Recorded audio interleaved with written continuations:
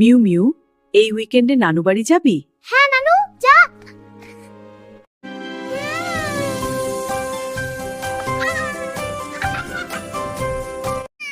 আমার কম্বলটা নিতেই হবে, নানু বাড়ির বালিশে ভরসা নেই।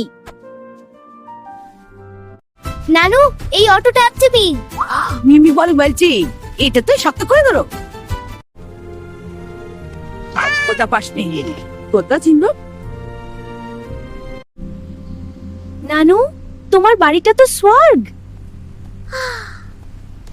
নানু, আমি অনেক মাছ খাও। খাও বাবা খাও। নানু, আমার পেট এখন গোলাপ জামুন হয়ে গেছে। খাও, ঘুমাও আর দুষ্টুমি করো, এই নানু বাড়ির নিয়ম।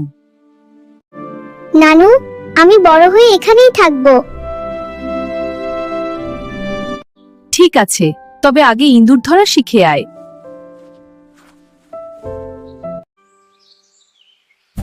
নানু, এখানে বাতাসটাও কত মিষ্টি। নানু, এখানে বাতাসটাও কত মিষ্টি। নানু, এত সবুজ আমি আগে দেখিনি। এই মুরগি থামো, একটু খেলি।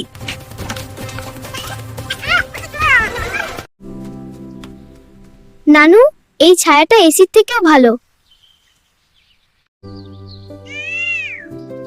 মাছ দেখা ঠিক আছে, পানিতে পড়া কিন্তু বিপদ।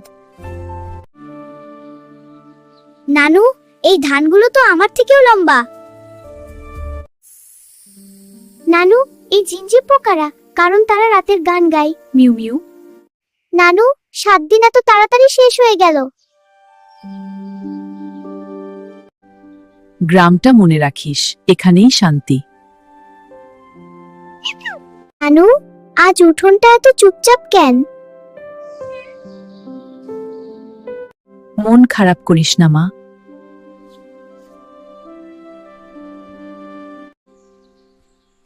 পুকুরটা কি আমাকে মনে রাখবে? এই ধানক্ষেতগুলো আমার খুব আপন হয়ে গিয়েছিল। এই ধান ক্যানটা খুব ভালো লাগে, সত্যি জ্ঞানী। স্মৃতিগুলোই তো আবার ফিরে আসার রাস্তা দেখায়। নানু, আমার মনটা গ্রামেই রেখে গেলাম।